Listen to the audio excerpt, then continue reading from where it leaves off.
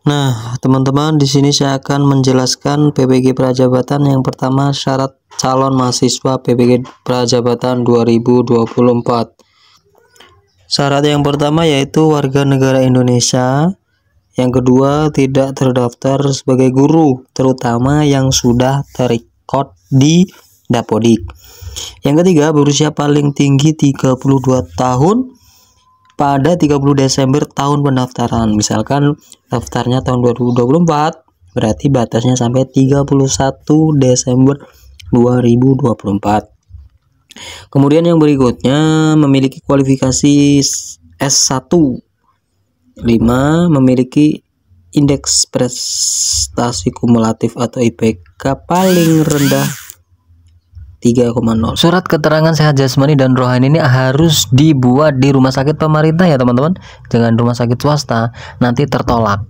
Boleh di puskesmas, boleh di rumah sakit daerah, yang penting rumah sakit punya pemerintah.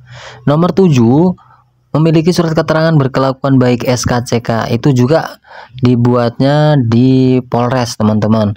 Dan SKCK itu masa aktifnya 6 bulan. Kalau poin 6 surat kesehatan jasmani itu kalau tidak salah 3 bulan.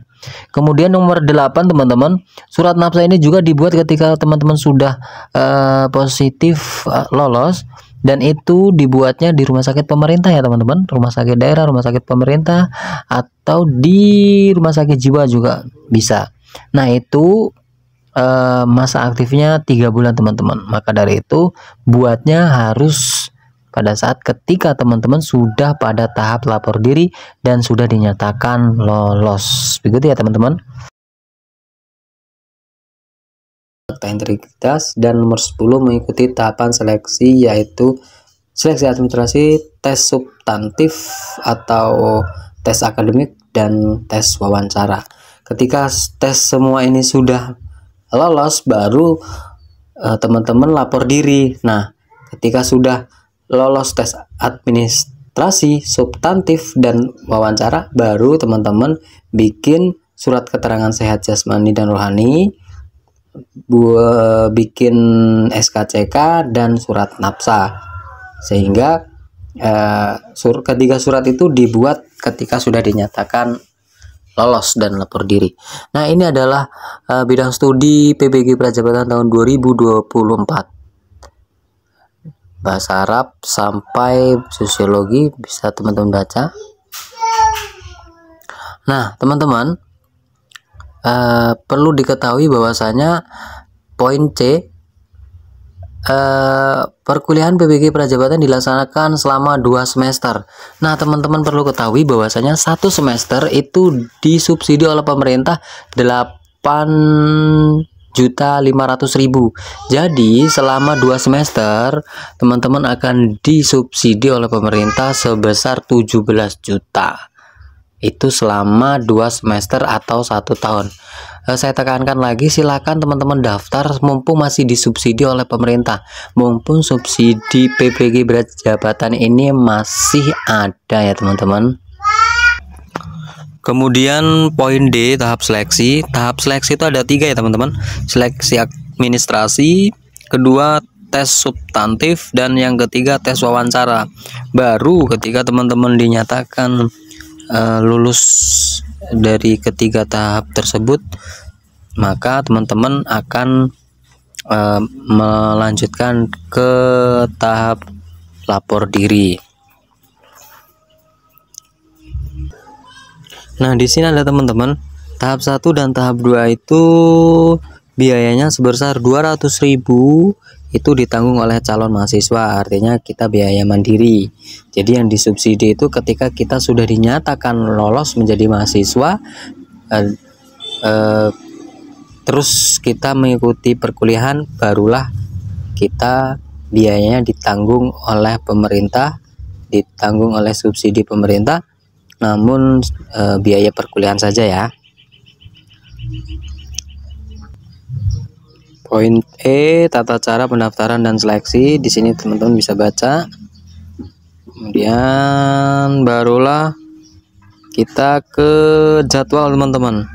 Di sini ada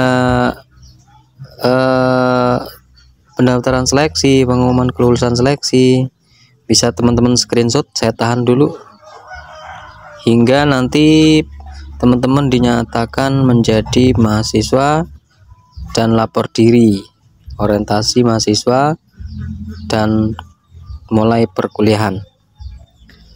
Oke, nah ini teman-teman ada banyak sekali bidang studi yang dibuka. Ini bisa teman-teman screenshot yang membutuhkan, termasuk yang satu rumpun atau linier. Oke, bisa teman-teman baca. Jika teman-teman butuh juga bisa di pause dan di screenshot.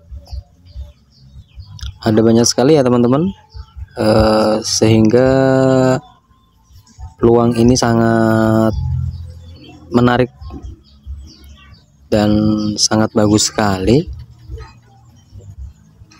SMK kejuruan juga banyak sekali, kejuruan yang oleh pemerintah masih disubsidi PPG-nya. Perlu teman-teman ketahui bahwasanya PPG Prajabatan ini sangat rekomendasi sekali untuk teman-teman yang masih fresh graduate ya, karena ketika kita sudah memiliki sertifikat pendidik, maka kita tidak repot-repot lagi honor.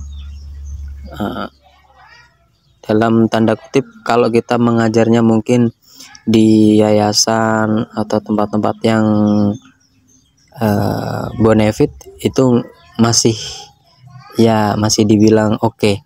Namun kalau kita mengabdi lewat honor, bukannya saya mengecilkan honorer, namun ketika kita sudah memiliki sertifikat pendidik, itu akan menjadi value, nilai tersendiri untuk kita. Nah, itu saja yang dapat saya sampaikan teman-teman. Mudah-mudahan teman-teman fresh graduate dapat memanfaatkan peluang PPG Prajabatan ini dengan baik. Terima kasih, salam sehat dan semangat selalu.